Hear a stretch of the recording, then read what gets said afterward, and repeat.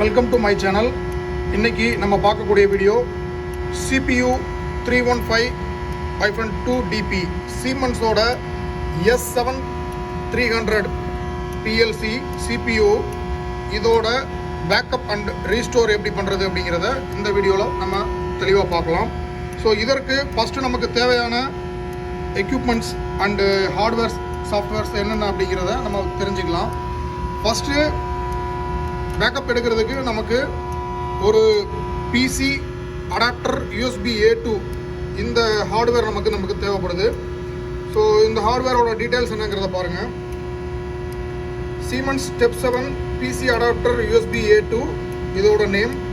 So இதோட model number பார்த்தீங்கன்னா 6GK1571-0BA00-AA0 இந்த மாடல் நம்பரை யூஸ் பண்ணி நீங்கள் வந்து பர்ச்சேஸ் பண்ணிக்கலாம் இந்த ப்ராடக்டை.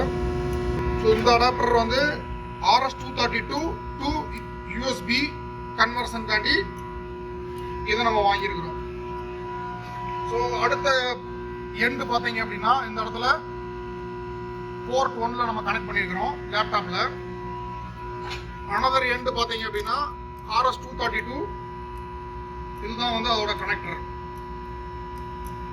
ஸோ இதை வந்து நம்ம PLCயில் மாட்டிக்கிறோம். ஸோ நெக்ஸ்ட் இதோட மோடு பார்த்தீங்க அப்படின்னா இப்போ ரன்ல இருக்கு, அலாரம் எதுவுமே இல்லை, ரன் மோட்ல இருக்கு, DC 5 வோல்ட்ல இருக்கு. அடுத்தது லேப்டாப் சைடு வந்து இங்கே பார்த்தீங்க அப்படின்னா நமக்கு இதுக்கு தேவையான சாஃப்ட்வேர் பார்த்தீங்கன்னா Simatic Manager Step 7 S7 MCC7 இதோட வெர்ஷன் பார்த்தீங்க அப்படின்னா V5.5 plus SP1 இந்த வெர்ஷனில் தான் வந்து நம்ம இப்போ வந்து டவுன்லோட் அப்லோட் பண்ணுறதுக்கு யூஸ் பண்ணுறோம். மெயினாக இந்த லேப்டாப் அதாவது நம்மளோட OS கான்ஃபிகரேஷன் வந்து XP தான் வந்து இந்த ப்ராஜெக்ட்டுக்கு நமக்கு தேவை. ஸோ இந்த XP வந்து என்ன வெர்ஷன் என்னங்கிறத லேப்டாப்போட OS என்னங்கிறதையும் பார்ப்போம்.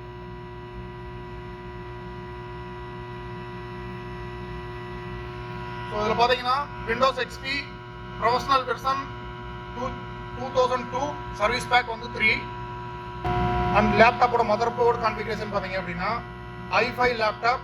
CPU பார்த்தீங்கன்னா 2.4 GHz கிளாக் ஸ்பீடு அண்ட் இதோட ரேம் பார்த்தீங்க அப்படின்னா 4GB ரேம். ஸோ ஆல்மோஸ்ட் யூசேஜுக்கு அப்புறமா 2.74 GB வந்து ரிமைனிங் காட்டுது இதில். ஸோ இதுக்கப்புறம் நம்ம வந்து எப்படி வந்து பேக்கப் வந்து எடுக்கலாம் அப்படிங்கிறத சொல்கிறேன். ஸோ இதை நம்ம க்ளோஸ் பண்ணிக்குவோம். ஃபர்ஸ்ட் வந்து ஒரு நியூ ஃபைல் கிரியேட் பண்ணிக்கோங்க. இதோட பாத் என்னன்னு கேட்குது. இதோட பாத் வந்து நீங்கள் செலக்ட் பண்ணிக்கோங்க. உங்களுக்கு எங்கே இதை ஸ்டோர் பண்ணணுமோ அந்த இடத்த நீங்கள் சூஸ் பண்ணிக்கோங்க. நான் வந்து டெஸ்க்டாப் சூஸ் பண்ணிக்கிறேன்.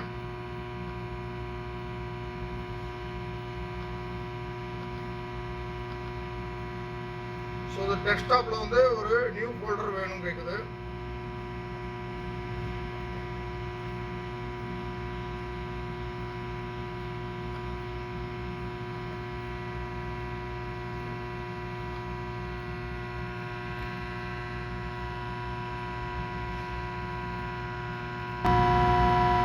ஸோ இந்த மாதிரி ஃபைல் நேம் வந்து நான் கிரியேட் பண்ணிக்கிட்டேன்.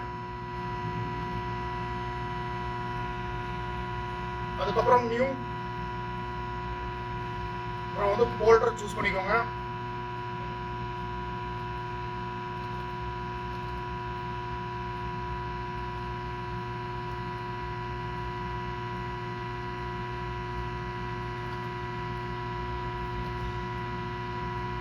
ஸோ ப்ராஜெக்ட் நேம் என்னன்னு கேட்குது.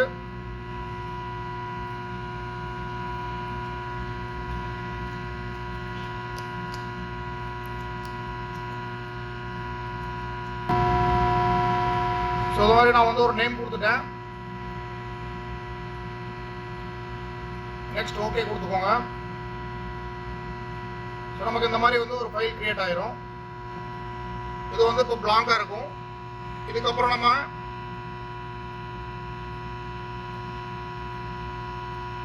ஆப்ஷனில் போயிட்டு செட் PCPG இன்டர்ஃபேஸ் இதை கிளிக் பண்ணிவிட்டு கான்ஃபிகரேஷன் கரெக்டாக இருக்கான்னு செக் பண்ணிக்கோங்க. இதில் நீங்கள் சூஸ் பண்ண வேண்டிய மாடல் பார்த்தீங்க அப்படின்னா நீங்கள் வச்சிருக்கிற adapter PC adapter USB A to MPI active அப்படின்னு இருக்கணும். சப்போஸ் இது வேறு எங்கேயாவது இருந்தது அப்படின்னா இதை கிளிக் பண்ணி ஓகே கொடுத்துக்கோங்க. இதோட பாட் ரேட் ஸ்பீடு எல்லாமே வந்து இதில் காமிக்கும். டிரான்ஸ்மிஷன் ரேட் வந்து 187 kbps ஸ்பீடில் இருக்குது. ஹையஸ்ட் ஸ்டேஷன் வந்து 31 ஸ்டேஷன் வரைக்கும் கனெக்ட் ஆகுது. ஸோ இதை வந்து நீங்கள் எதுவும் சேஞ்ச் பண்ண வேண்டாம். அப்படியே நீங்கள் ஏதாவது சேஞ்ச் ஆகிருந்தாலும் ஸ்டாண்டர்ட் செட்டிங்காக கொடுத்துட்டு ஸ்டாண்டர்டை கிளிக் பண்ணிட்டு ஓகே கொடுத்துக்கோங்க. ஸோ நெக்ஸ்ட்டு அடுத்தது பார்த்தீங்க அப்படின்னா நீங்கள் PLC அப்படிங்கிற மெனுவை செலக்ட் பண்ணிவிட்டு upload station to PG. Upload station to PGனா நம்மளோட PLCயிலேருந்து லேப்டாப்க்கு வந்து பேக்கப் வந்து டவுன்லோட் பண்ணுற அந்த ஆப்ஷன். ஸோ இப்போ நமக்கு இந்த ஸ்க்ரீன் ஓப்பன் ஆகும். இந்த ஸ்க்ரீனில் வந்து நோடு செலக்ட் பண்ணணும். அதோட அட்ரஸ் என்னங்கிறதையும் நம்ம பார்க்கணும். அது ஆட்டோமேட்டிக்காக வந்து எடுத்துகிட்டு வர்றதுக்கு நமக்கு இந்த இடத்துல வியூ அப்படின்னு கொடுத்தீங்க அப்படின்னா ஆட்டோமேட்டிக்காக வந்து அந்த நோடு என்னங்கிறத செலக்ட் பண்ணுவது. இப்போ நம்ம யூஸ் பண்ணிட்டு இருக்கிற CPUவோட அந்த டீட்டெயில் வந்து இதில் காமிக்குது. அட்ரஸ் நோடு 11, அதுக்கப்புறம் பார்த்தீங்கன்னா CPU 315 அப்படிங்கிறது நமக்கு இதில் காட்டுது. ஒன்ஸ் இது வந்ததுக்கப்புறமா நமக்கு ஓகே கொடுத்துக்கோங்க. சப்போஸ் இந்த இது உங்களுக்கு ஒர்க் ஆகலை அப்படின்னா அகைன் உங்கள் கேபிள் நீங்கள் கனெக்ட் பண்ண அந்த ஆப்ஷன்ஸ் எல்லாத்தையும் நீங்கள் செக் பண்ணிக்கோங்க. கான்ஃபிகரேஷன் எல்லாம் சரியாக இருந்தால் மட்டும்தான் வந்து இந்த இடத்துல நமக்கு இது கனெக்ட் ஆகும். ஸோ அதுக்கப்புறம் ஓகே கொடுத்துட்டு அப்லோட் டு PG அங்கேருந்து நமக்கு இப்போ ப்ரோக்ராம்ஸ் எல்லாத்தையும் வந்து டவுன்லோட் பண்ணிட்டு இருக்குது.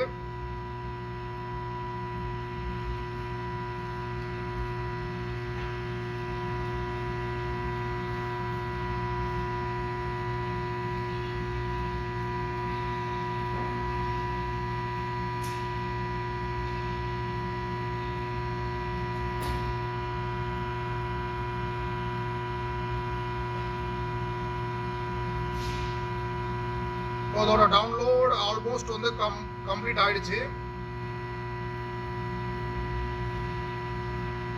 ஒன்ஸ் இது டவுன்லோட் கம்ப்ளீட் ஆனதுக்கு அப்புறமா இந்த இடத்துல நமக்கு MPI அப்படின்னு காட்டுது இல்லையா,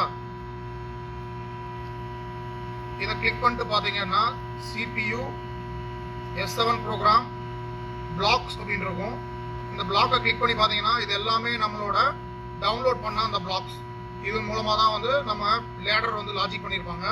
ஸோ அந்த லாஜிக் பிளாக்ஸ் எல்லாமே இதில் நமக்கு இப்போ டவுன்லோட் ஆகிடுச்சு.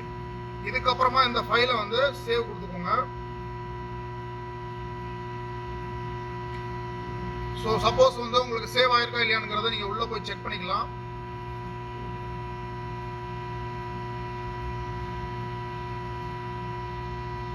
ஸோ இங்கே ஆட்டோமேட்டிக்காக வந்து உங்களுக்கு பிளாக்ஸ் எல்லாமே வந்து சேவ் ஆயிடுச்சு ஆல்ரெடி. ஸோ இதுக்கப்புறம் நீங்கள் வந்து சேவஸ் கொடுக்க தேவையில்லை. ஸோ அதே மாதிரி பார்த்தீங்க அப்படின்னா உங்களுக்கு பேக்கப் வந்து ரீஸ்டோர் பண்ணணும். அந்த டைமில் நீங்கள் என்ன பண்ணணும் அப்படின்னா PLCக்குள்ளே வந்துட்டு டவுன்லோட் அப்படின்னு ஒரு ஆப்ஷன் இருக்கும். இதை கிளிக் பண்ணீங்க அப்படின்னா லேப்டாப்ல இருந்து PLCக்கு வந்து நம்ம டிரான்ஸ்ஃபர் பண்ணணும்னா இந்த ஆப்ஷன் கிளிக் பண்ணீங்கன்னா சேம் இதே வேலை நமக்கு வந்து அது அப்லோட் இங்கிருந்து அங்கே நமக்கு அப்லோட் ஆகிரும். ஸோ அதைத்தான் வந்து இதில் டவுன்லோட் அப்படிம்பாங்க. ஸோ இதுதான் வந்து டவுன்லோட் அண்ட் ரீஸ்டோர் பண்ணக்கூடிய ப்ரொசீஜர். ஸோ இதை ஃபாலோ பண்ணி நீங்கள் வந்து எல்லா டைப் ஆஃப் PLCயுமே வந்து நீங்கள் இதில் பேக்கப் அண்ட் ரீஸ்டோர் பண்ணிக்கலாம். இதே போல் நம்ம Siemens பற்றின மேற்கொண்டு நிறைய வீடியோஸ் தெரிஞ்சுக்கிறதுக்கு நம்ம சேனல் சப்ஸ்கிரைப் பண்ணுங்கள் அண்ட் லைக் பண்ணுங்கள். தேங்க்ஸ்.